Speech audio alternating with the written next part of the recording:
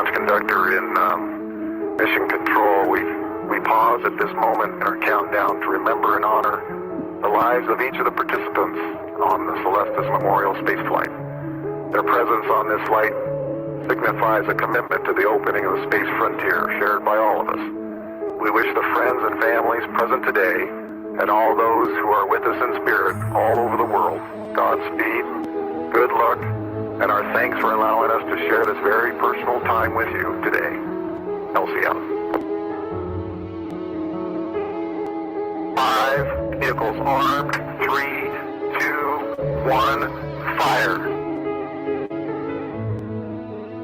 Missile away.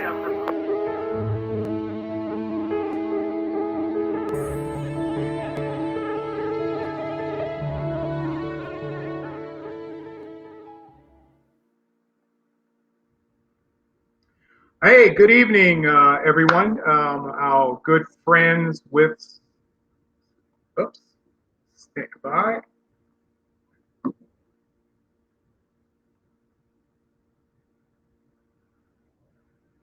All right, once again, I was actually watching our own broadcast there. So once again, good evening. As I was already mentioned, my name is Mark B. Lee, and I am one of the ambassadors for Celestis Memorial Space Flights. We are joined here today by two great individuals, but this is very, very important broadcast for this evening. It's our first broadcast for the 2020 launch season, and this is what we are here for, to give you guys pretty much an update of what to expect during our launch season for 2020. Without any further ado, many of you guys have already met him, have seen him. Those that have not, you're in for a treat.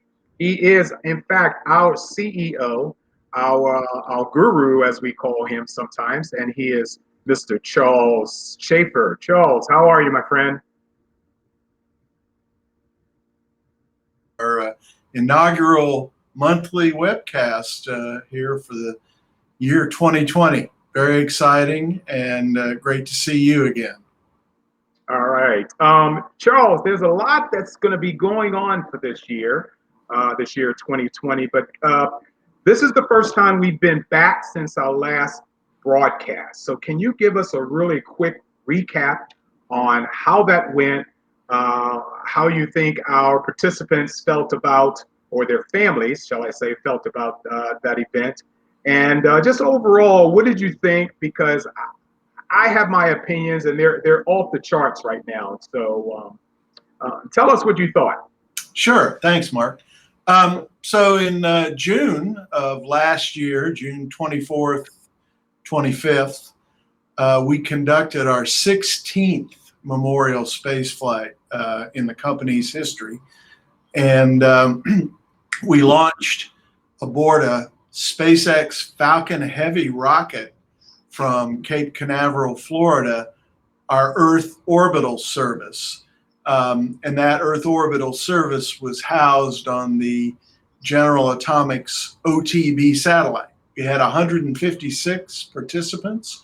We had over 650 guests kind of descending upon Port Canaveral, the resort at the port, Sheraton there in Port Canaveral, and had 3 days of wonderful activities, beginning with an inspiring celebration dinner on the first night, hosted by Mark and me, but most importantly with guests, two-time shuttle astronaut Winston Scott. He wowed the crowd with tales of traveling to orbit, and I think in particular did a couple things. One is he talked about the peacefulness of orbit and how folks' loved ones would be, at least experientially, feeling that, and also brought his jazz band and played a couple of tunes for us that evening. The next day, we loaded up the Kennedy Space Center tour buses who met us at the hotel, and a large contingent of Celestis guests took a private tour of the Kennedy Space Center on the day before the Heritage Flight launch. Came back, we did our memorial service, which was, as always, an amazing time where family members from around the world gathered and took the opportunity to talk a little bit about their loved one and their choice of the Celestis memorial service as we're waiting for the launch. The launch actually was scheduled to go at about 3 a.m. the following morning. So we got out to our private launch facility, viewing facility. We leased a large portion of Jetty Park, which for those of you who haven't been there, is literally right across the water from Cape Canaveral and affords a wonderful view. Countdown went smoothly, anticipation rose. Falcon Heavy's the biggest current operational rocket on the planet, and it put on quite a show getting to orbit, but also an equal show when the two boosters that are attached to Falcon Heavy navigated their way back and landed seemingly right on top of us successfully at the Kennedy Space Center.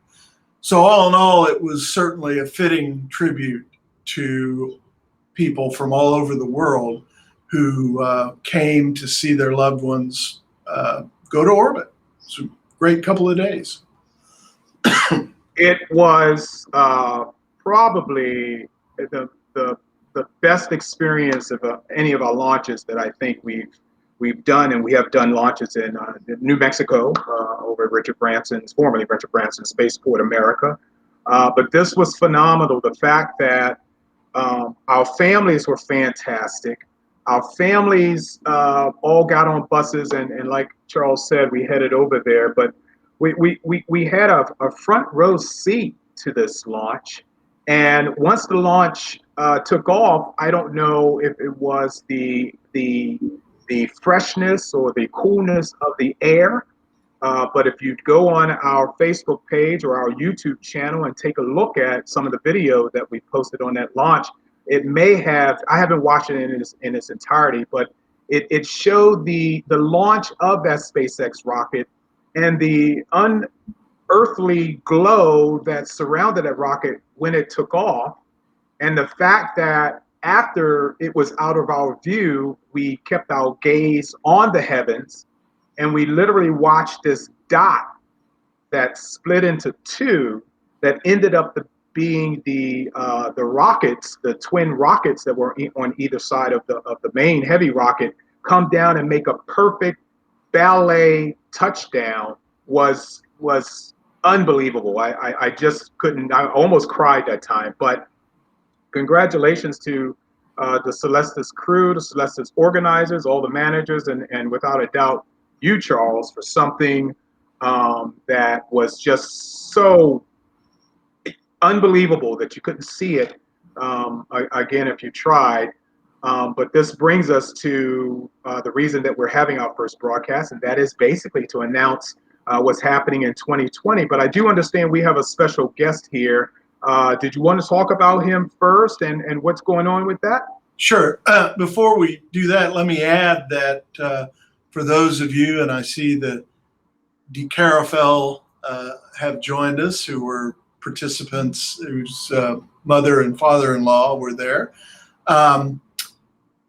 We have been diligently working on the video that accompanies the Heritage Flight.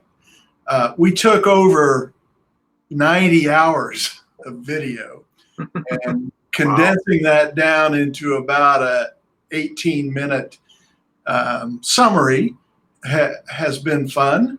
And I think we've done I'm very pleased with the outcome. We're just doing the final tweaks to it, making sure that people's names are spelled right, all the kinds of things that people will notice.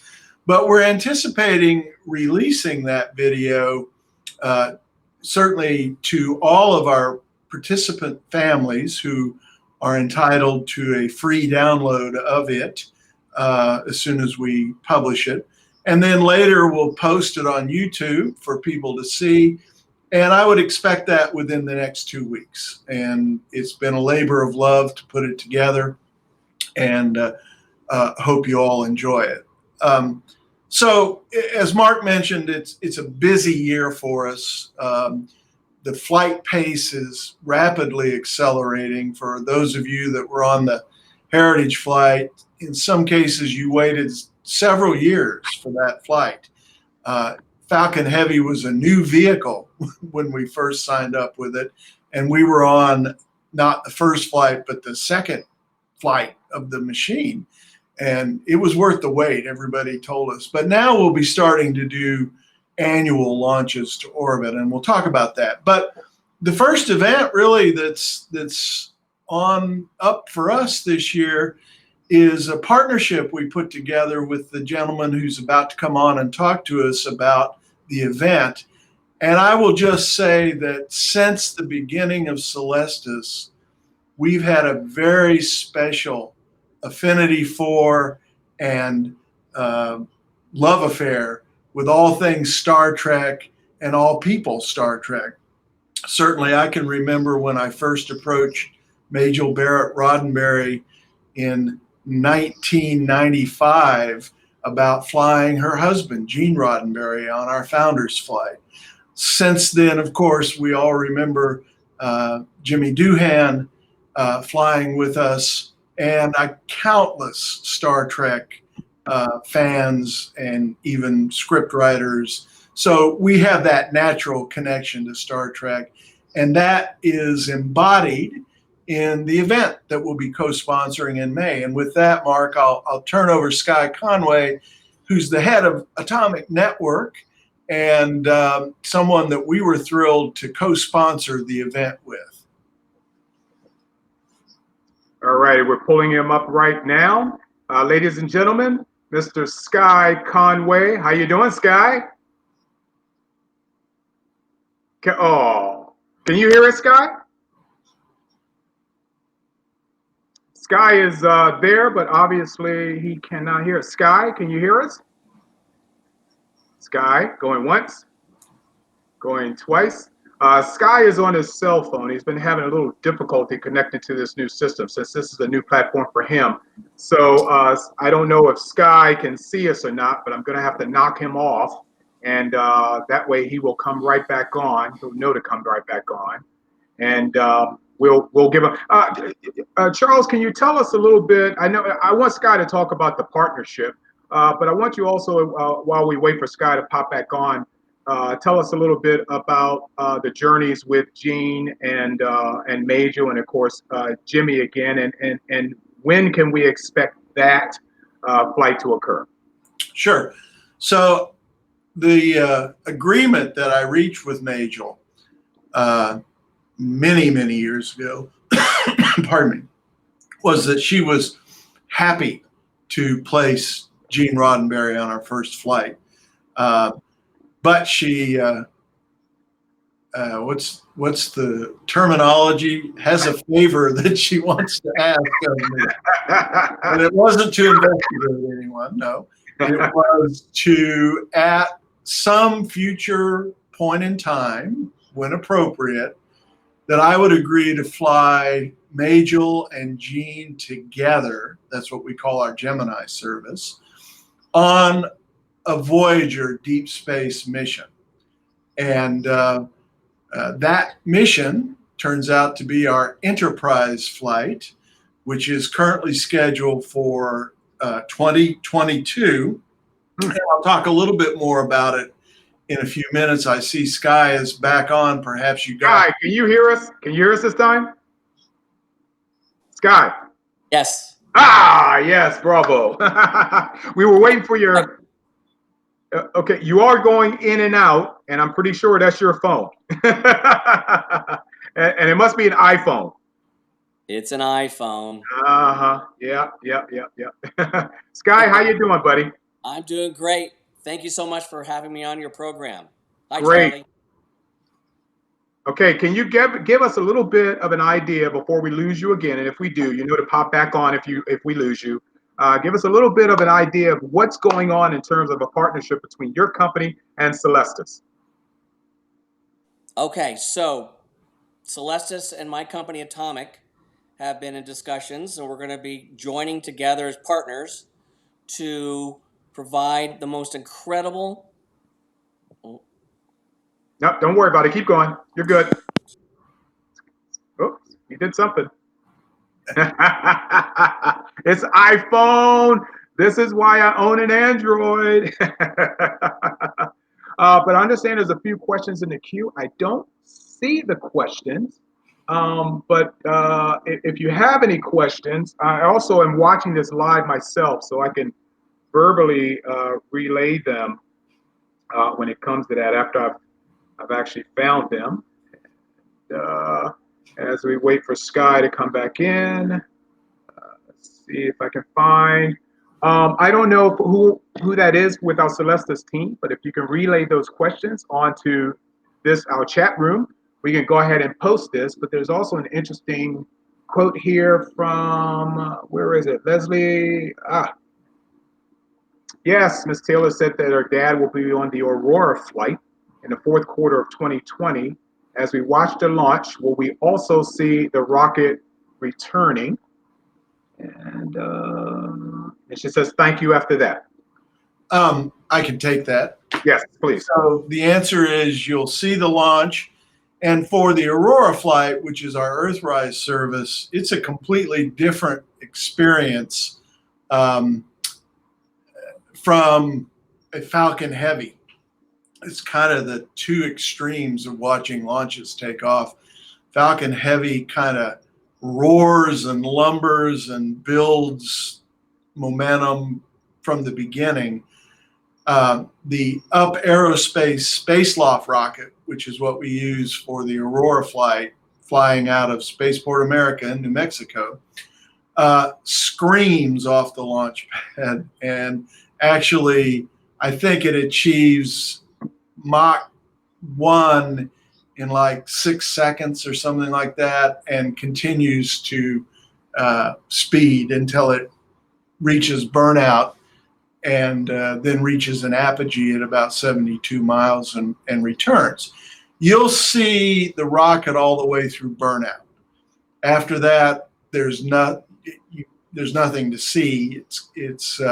Well, there's something to see, but you can't see it from the viewing site. But our team that at Up Aerospace has great commentary. They'll tell you when it reaches space.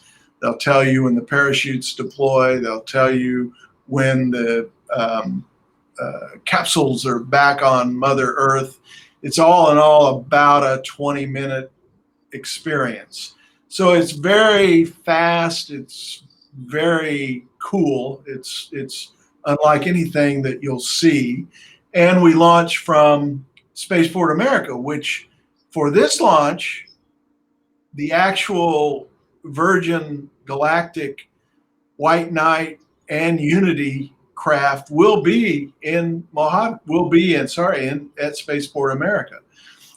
In the past, we've been the only folks there when we launched, but Sir Richard and his team are making quite a bit of progress, and they've moved the vehicles already to Spaceport America.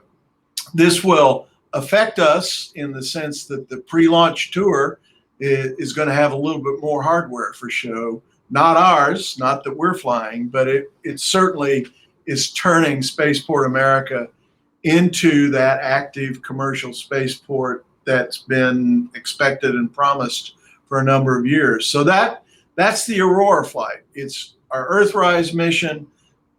Date is not yet set. NASA sets the date. We know it'll be in the fourth quarter of this year.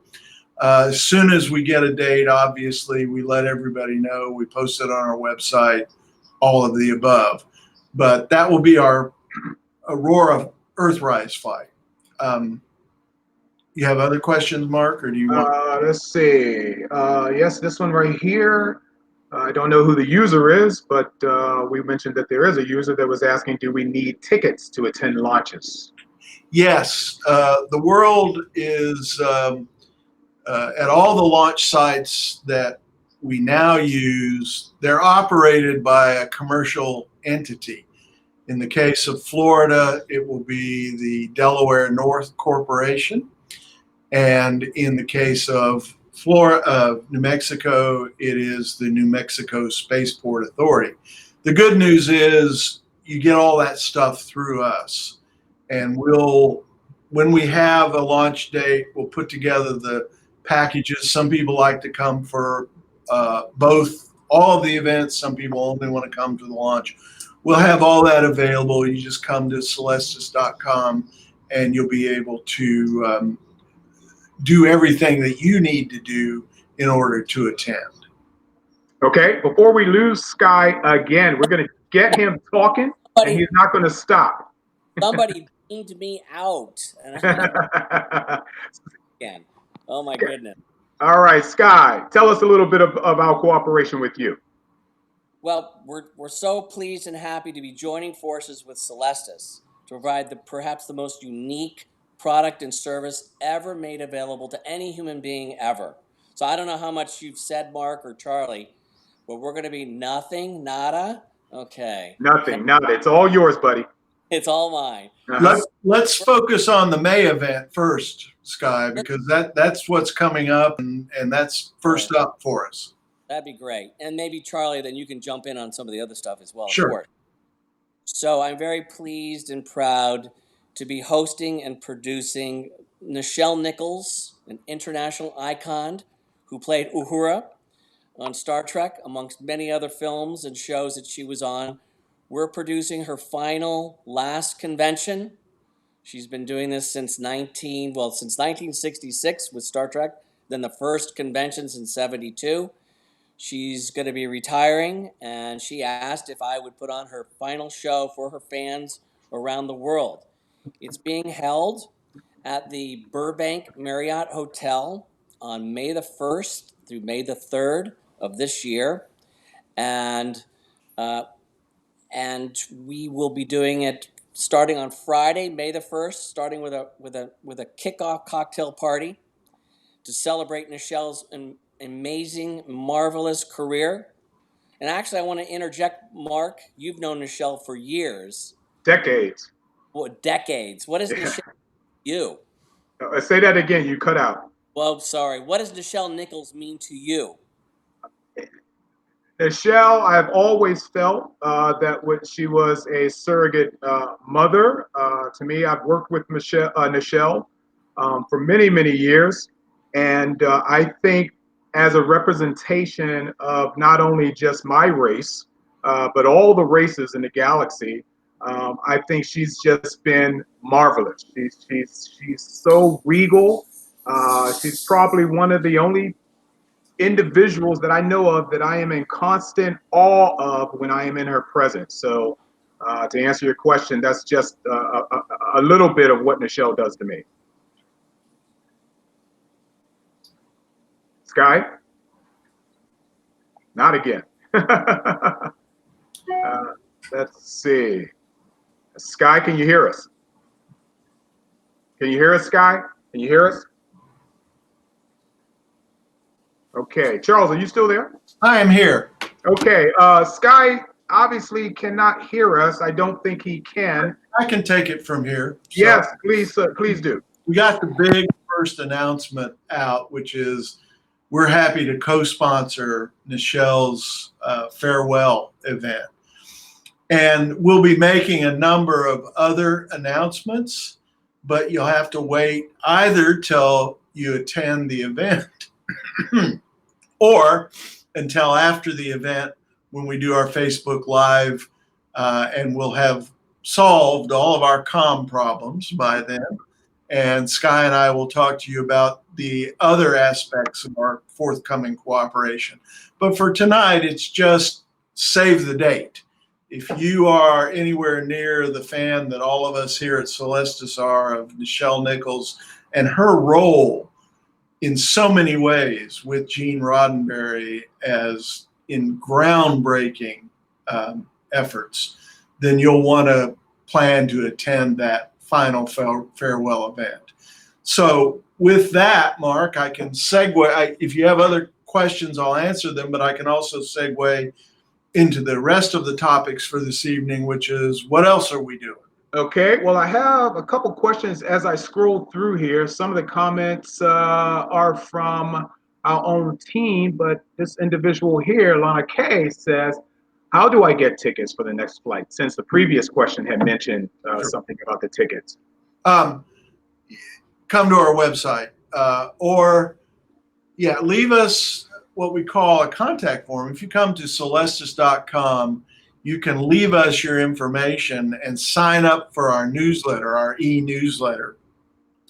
And what we do is we'll announce through our e-newsletters, through our social media platforms, and if somebody calls us, we'll talk to them on the phone when we're ready to put those tickets up and make them available.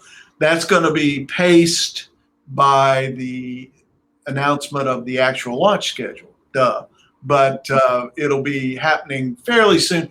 If I'm predicting, certainly in the middle of this year, we'll have more details on how you can attend both the Aurora and the Horizon flight. The Horizon flight is our next orbital mission. So we just completed number 16, Heritage Flight to orbit.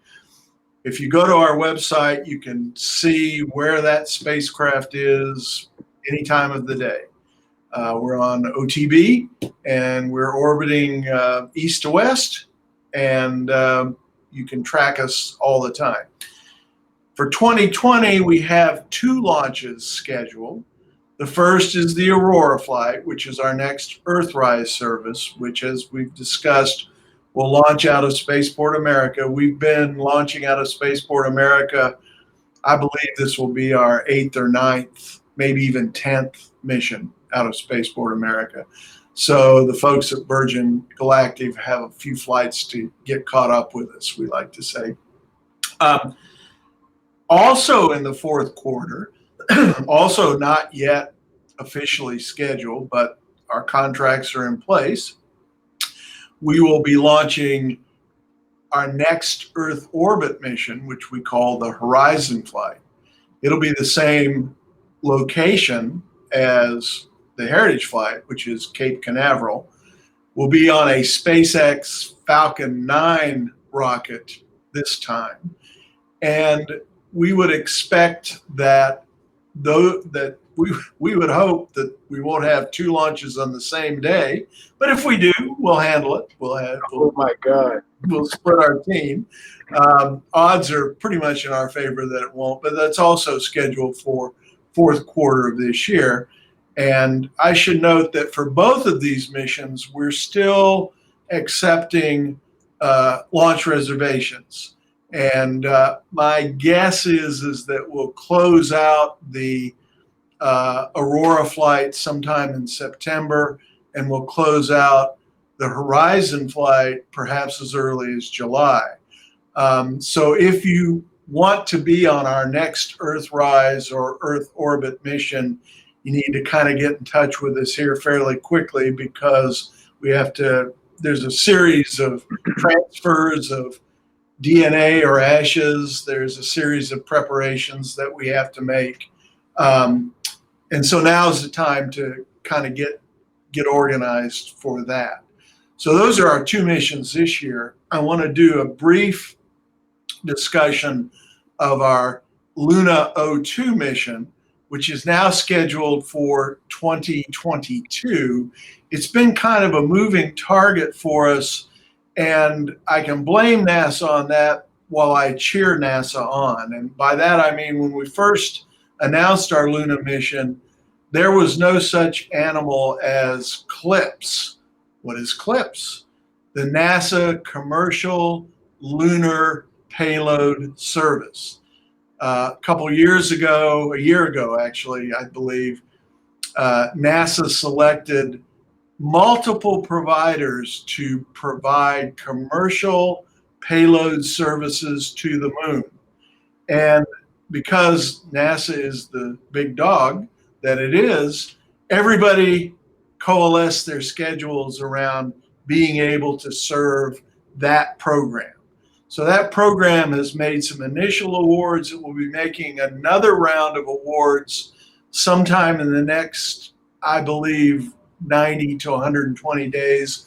Once that second round of awards has been made, we will finalize the Luna O2 flight, and it is very likely that it will not launch from New Zealand as we had originally targeted, but will launch from here in the US.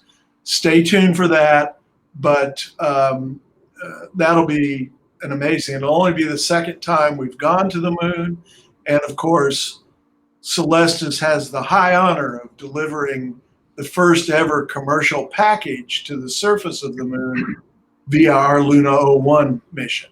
So we're excited. We're glad that there are a lot of providers, because that means if somebody doesn't quite get there during testing, we have alternatives, and we maintain ourselves sufficient flexibility, or as I tell my providers, I can only spend my customers' money once. And so I'm a steward of all of the Luna O2 passengers, and will expect to be able to make some more detailed announcements about that, as I say, in the next 90 to 120 days. We're very excited about that and pursuing that with great vigor. Our Voyager service is our deep space service. It's a service that we've been working on. We've had 2 missions that we were contracted with to fly on canceled by NASA in the process.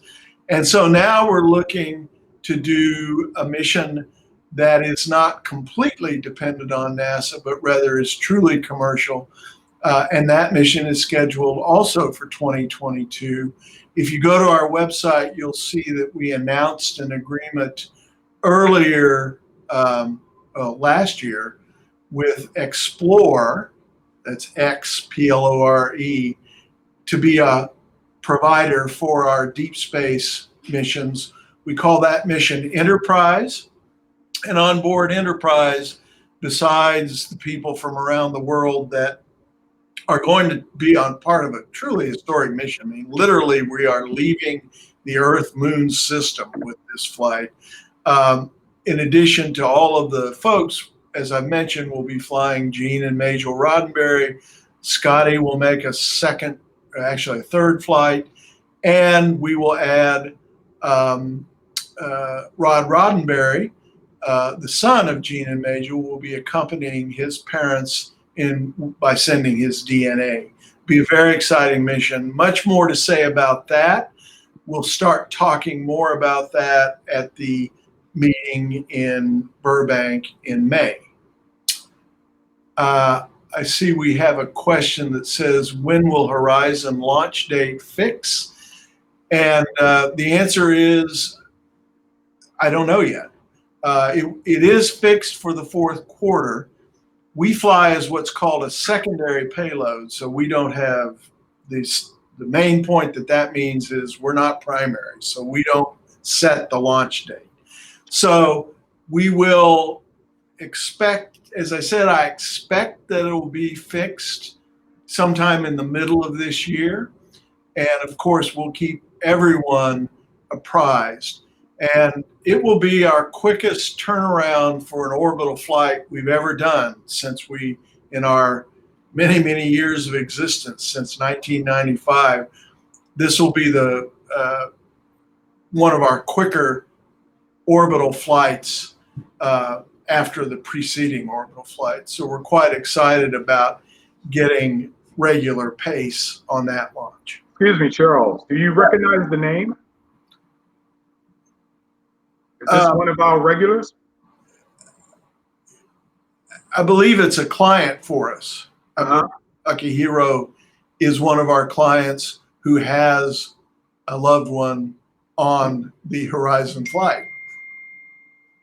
Yeah, we sent a lot of Japanese customers up during our last launch, and there are 2 or 3 individuals that we have seen at many of our launches from New Mexico to the Cape Canaveral area that has represented families who are sending up loved ones on our missions. And just to touch a little bit on what Charles has explained to you guys, I know that there's a lot of information that you're getting right now just for this broadcast, but this is not our only broadcast. Just put some placeholders in your head of dates and missions, and we will even elaborate more on those missions as we go on. So you're not going to lose any info. There's plenty of places to retrieve info for your flight. So don't think you have to sit there and write down everything very quickly, because that's unnecessary. You'll be able to view this broadcast again. Right. But even over and above that, there's written material, there's all kinds of info, and you can talk to us at any time of any questions you may have. That's well said, Mark. I'll also say that our plan is to do a live event every month,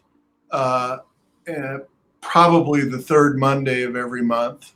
And during that time, we'll also be updating schedules. Usually, and then as we start getting really close to the launch, sometimes we do even more often than monthly updates. I believe after so many years and so many missions, we're really pretty good at keeping people informed. But and we present lots of opportunities to get that information. With the, if I may add, with the huge success of our last two missions, one in New Mexico, of course, at that facility, Spaceport America, and our Cape Canaveral, with the successes of those two missions, I could only say to our viewers who just meeting us for the first time, that not only are you honoring your parents, but you're in for a thrill ride. And it's been incredible. The two locations that we've had, our two launches, they've been over and above what we expected. And we just get better at this after each and every launch. And I'm still gobsmacked over the last launch. So you got a good team here. So please do not hesitate to ask whatever it is. There's no such thing as a stupid question. Just go ahead and ask the most stupidest question okay? What else you got, Charles? I think we wanted to, well, it came and went, but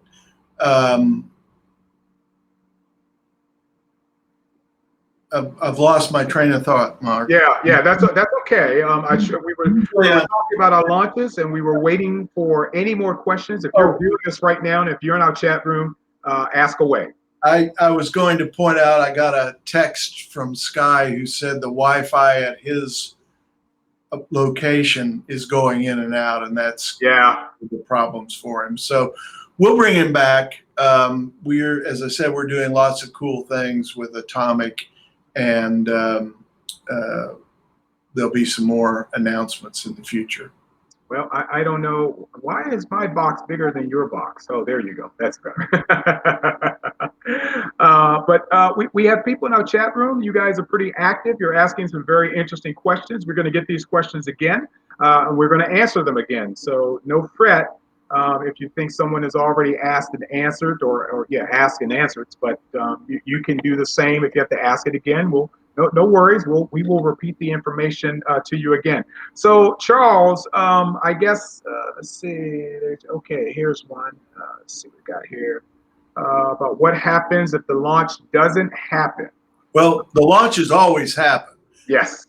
I think what they're asking is if there's I believe what I'm hearing is that if the launch is scheduled for a certain day, and it's good to know that launches are still pretty rare events on the planet, and they can be delayed for all kinds of reasons, even up to, I've said this last year when we were getting ready for the mission, I've actually been at a launch that was canceled, if you will, stopped at -1 second.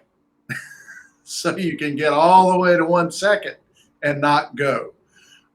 So the answer is that typically, and what causes that? A variety of things. Could be weather. Could be technical issues either on the rocket or on the payload that's on the rocket. It could be equally obscure stuff like there's a sailboat 1,000 miles downrange in what's called the range safety corridor that's not answering the Coast Guard pinging it to get out of the range safety corridor, and you have to cancel the whole launch because somebody's fishing off the back of his boat, not paying attention to the Coast Guard. That said, it doesn't happen very often, but there are times when the launch didn't go. What you do is you make flexible return schedules. The good news is you can pretty much set your arrival schedule because they never move them earlier. But you need to, and of course, we'll stay in touch. And sometimes launches get postponed the week before. And we then tell everybody, wait until then. And we stay in constant communication. But if everybody's there and the launch doesn't go, typically the launch is then recycled, assuming that it's not an unfixable technical problem. And anywhere from 1 to 3 days later, the launch is attempted again. As I say, they never don't go. They range from a few $1 million enterprise to almost $1 billion enterprise to get the launches off. So they don't go, oh, well, we didn't make it. Let's all go home and not try anymore. And I don't mean to imply that that was a suggestion. I hope I answered the question. I do see another question, Mark. You want me Yes, to? I was going to bring that up as soon as you were finished. Okay. Revisiting the ticket question and, of course, accommodations. Sure. So we turn into your travel agents to the stars as we get near to these launches. And what we do is we'll establish a headquarters hotel. In the past, as I said, for Cape Canaveral, we've used the Radisson Resort at the port.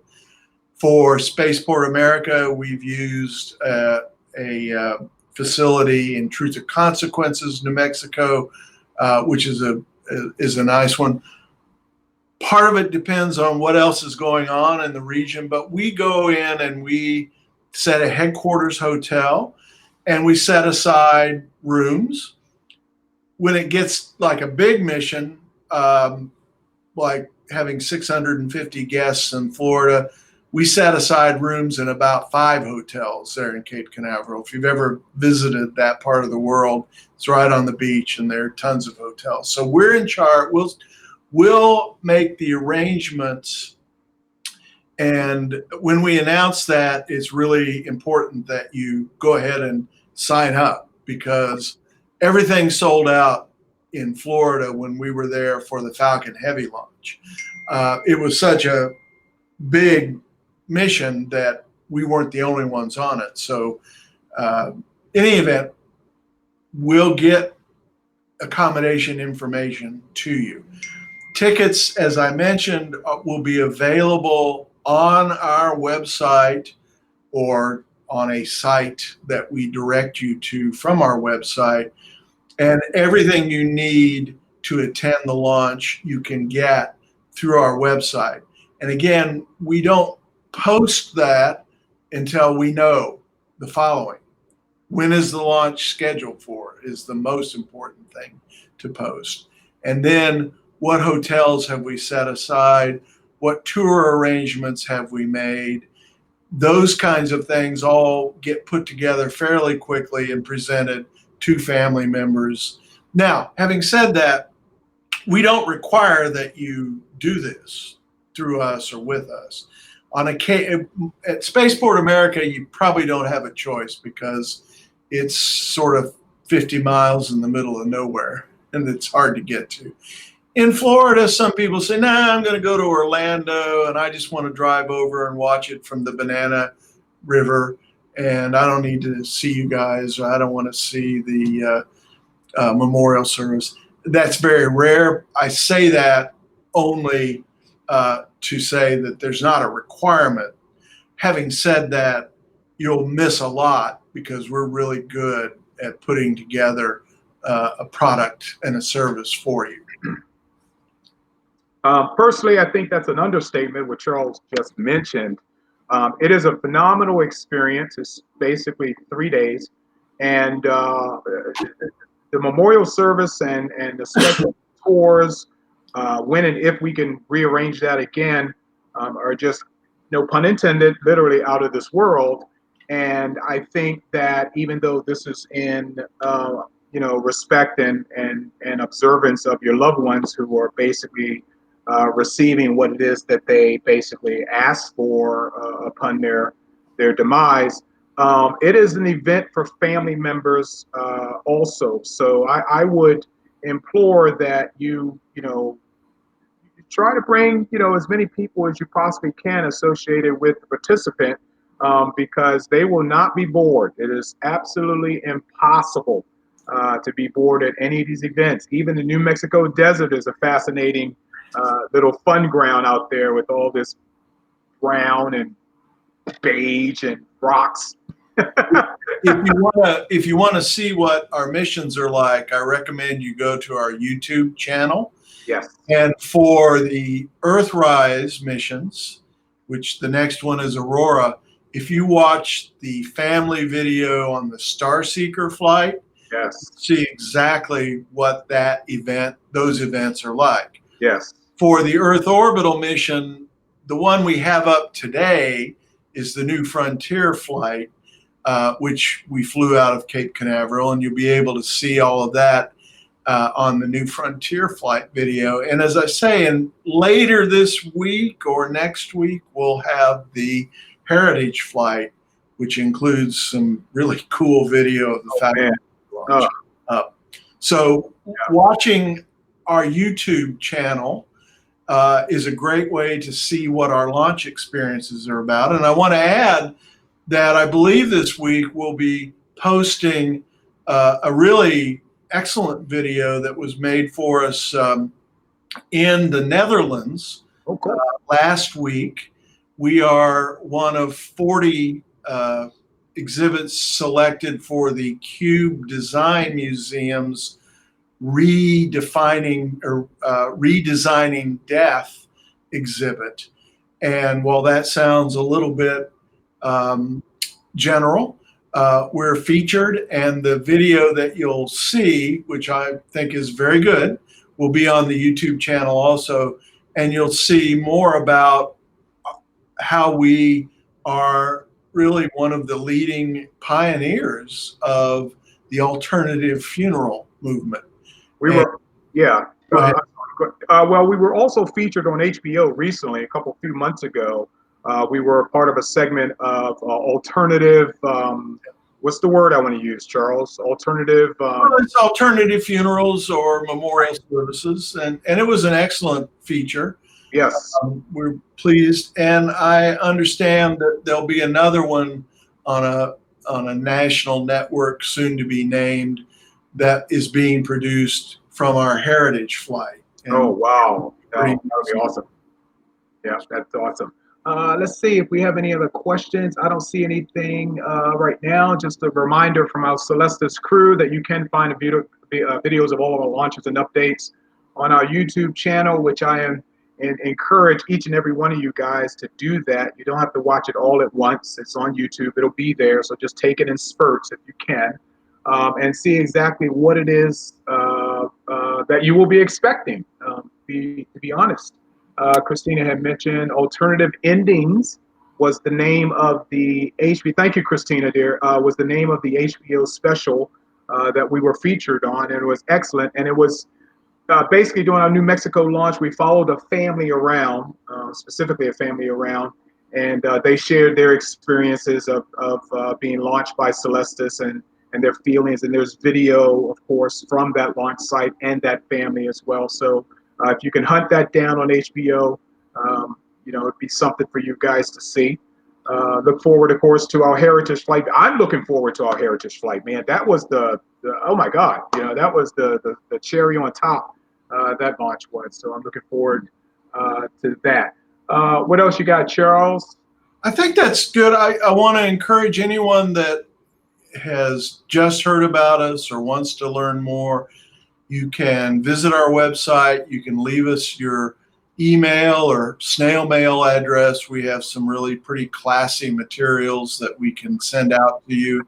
And also, beginning last year, you're able to purchase a Celestis service through any of 1,300 Dignity brand funeral homes throughout the United States. So we're slowly getting the message out. As I say, we're ready for our overnight success after 16 missions.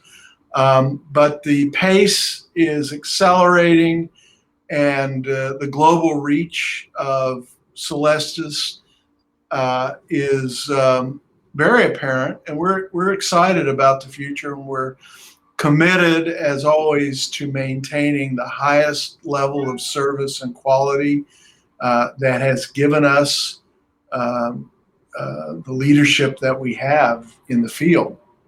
And as always, we're here. I want to say 24/7, but we're not here 24/7.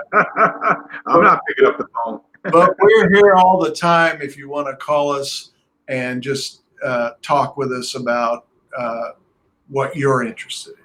So go ahead. Yeah, I wanted to add one last thing here as well. We understand that people have booked passage for their loved ones on this flight, but if Charles hadn't mentioned, I wasn't listening, I'm sorry. There is a way for the living to also board these flights as well, in the form of DNA. We can, in fact, take. You don't have to. We would love for you to plan with us, but you don't have to wait to fly. You can actually contact us, and we can take a portion of your DNA, whether it's a hair sample or whatever. I don't know, broken tooth. I don't know. And we can actually send you up on any of our upcoming flights, and you can find out more information about that either through us right here with Charles or what's on our Facebook page. So literally, you can fly with us and watch yourself go up in orbit. Anything else on that, Charles? Well, we're partnered with a DNA lab in Canada. In addition to getting a sample of your DNA to fly, you'll receive, if you choose our DNA service, what's called a home banking kit, which is basically your own DNA that can be preserved at room temperature for several hundred years. You can use it for later medical for all the reasons people sample and collect DNA. So we include that home DNA banking kit with our flight kits. I will say that one of the most popular ways of flying DNA is you want to fly with a loved one who's deceased. You want to be on board. You want to be on that same mission. And that's you can fly DNA and ashes on the same mission. Then the final thing I'll say is that the really cool aspect of the DNA service is what I call long-term off-Earth storage of DNA. We'll be sending DNA packages to the lunar surface and out through deepest space as well. And those are all applications of, if you will, symbolic space flight that you can do before your time of need. So literally, ladies and gentlemen, a part of you, your essence, could be on the surface of another world, which would be our moon, or you could fly deep into space here. Charles, I got a question here from someone that you are the best person to answer this, and we have gotten these questions before and these experiences before, and it was basically how confident are you that the Verizon will launch this year? Catherine's been waiting 2 years for my husband's launch. Who's the longest wait that we have on Heritage? Well, it's got on Horizon, it's got to be 2 years, because we were taking Heritage flight orbital missions right up until the March, I believe, before we flew in June. It might have been a little bit different, but what happened, I think, is she probably missed the Heritage flight but missed it before we launched. So that 2 years is not an unreasonable wait. I always tell the story of my first boss, Mercury astronaut Deke Slayton, who was scheduled to fly on the second Earth orbital flight after John Glenn in 1962. He didn't make it to space until 1975. He had a reasonably long wait to get there. We're confident that Horizon will launch this year. We're under contract to fly this year. And the thing that you may have noticed is that the pace of launches in Florida, I believe there was one today. Yes, there was. I watched it. So that has picked up considerably. So the short answer is we'll be flying this year. Yep, it was a great launch, and they even mentioned that was their shortest time between launches of any launch that they've ever done, SpaceX did. So it was fantastic, other than the fact that the booster rocket missed the drone ship. Charles, I don't know if you heard that. And it, Saw that. yeah, it fell in the ocean, but I think they retrieved it nonetheless. So, Catherine, yes, we know you've been waiting for 2 years. I hate to use the adage that, things happen, but we are under the control of NASA and the space program, and we can only follow their lead and tell us when we're go. For the Heritage launch, we told people that, hey, it's going to be pretty soon, so get ready to purchase your tickets to fly into Florida. And when Charles announced the date to those guys, we got 650 people in. And I will say Heritage was a little bit longer of a wait because I believe it was a year and a half before it flew, a Falcon 9 exploded on the launch pad. Right. So it was probably a good thing that we waited. Yeah. So I have a T-shirt that I mentioned on all of these, and the T-shirt says "Space is hard," and it is. And what I say to anybody is, you'll see it's well worth the wait. And the second thing I say is that there's nobody more committed than us to being sure that, again, as my boss, Deke Slayton, used to say, NASA doesn't give out any awards for on-time failures.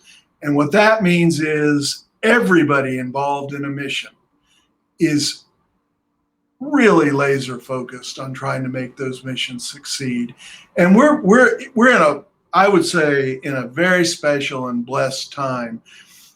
There was a SpaceX launch from Cape today. There was a Northrop Grumman launch from Wallops on Saturday. And just the week before that, there was a ULA launch from the Cape last week. That doesn't happen in commercial launches until now. And the result of folks like Elon Musk, Jeff Bezos, and many others entering into the commercial launch business has given us a huge number of opportunities to fly on a regular basis. So going forward, just so you all know, we're looking to fly to orbit every year. In fact, we've already contracted for, but not released the information on, what we call the Excelsior flight, which will be our next Earth orbit after Horizon, and it's contracted to fly in the fourth quarter of 2021. So what you're seeing is, after years of waiting for these commercial guys to develop and test and fly their rockets, it's now pretty much our choice as to who we fly with and when. So that really makes, as I say, we're very excited about being able to make this service more available, because nobody understands more than me that people in today's world, they want to have the service. And the result of that is that we're bending over backwards to make sure we can provide that. And But at the same time, I get approached monthly by what I call cartoon rockets, which are people that are out trying to raise money or trying to get customers for rockets that have never flown and might fly at some point in the future. And don't you want to sign up with us today? That's part of my job, is to just say no to those. Charles, Uber just flew right into my brain just when you brought that up. Can you imagine the Uber service? Yeah. Well, it's the space future that we all want, and that our clients, including all the folks that are waiting for the Horizon flight, you are making the commercial space age happen because you're a customer. You are a non-government customer for commercial space flight. Right. So we occupy a very important role in pushing humanity off the planet permanently. And I can't say that often enough, that what we're doing by flying our loved ones on a symbolic mission to space is we're generating the kind of support that viable commercial space industries require. And that's why I got into this business in the first place, was to help to move from having only a few rockets on the planet to having everybody on the planet potentially be a client for rockets, and creating a demand pull kind of a situation. And we're living it now, and we're seeing it now, and it's an exciting time. Or have I said that already? You said it magnificently. I think the era of the Jetsons is finally upon us. And as excited as we are about this, I think we're even more excited that we can provide a service for people who are carrying out the wishes of their loved ones. And I commend and applaud each and every one of you guys that are watching this and is a part of Celestis and what you're about to witness in the future. And I know some of you are anxious to get this going, but the wait is more than worth it. Trust me on that. I've been through a few of these launches already, and the wait is more than worth it. This will play out as it plays out, and then when it's our turn, then just get ready to be gobsmacked. I'll close by saying that yes. what we see is really amazing. We had 650 people who were signed up, in some cases for 3 or 4 years, all arrive at Cape Canaveral 3 days before the launch. Nobody knew anybody. And during those 3 days, the number of people who said, I never really expected that coming to this would be even more fulfilling than deciding to do it in the first place. And the diversity, and yet the single purpose that everybody is there for. My phrase is, you do not go to any other funeral or memorial service where you see as much high-fiving and cheering in our services. And that's what you're expecting. That's what we'll provide for you. And, it makes us feel good that we are able to do this. And it's not easy. If it were easy, everybody would be doing it, and they aren't. So, but we're pleased to have all of you on board. And for those of you that are considering it, please remember that you can also do a pre-arrangement so that you can sign up with us for your time of need, lock in the price. The majority of your funds are put into a trust account that we don't touch until the flight is over. And that gives you the certainty that the mission will occur, and that you have the peace of mind, you've arranged it, you've locked in the price. And despite people saying spaceflight gets cheaper, all the services associated with it don't. So hotel, all that stuff doesn't get cheaper. So locking in a price is comforting to people.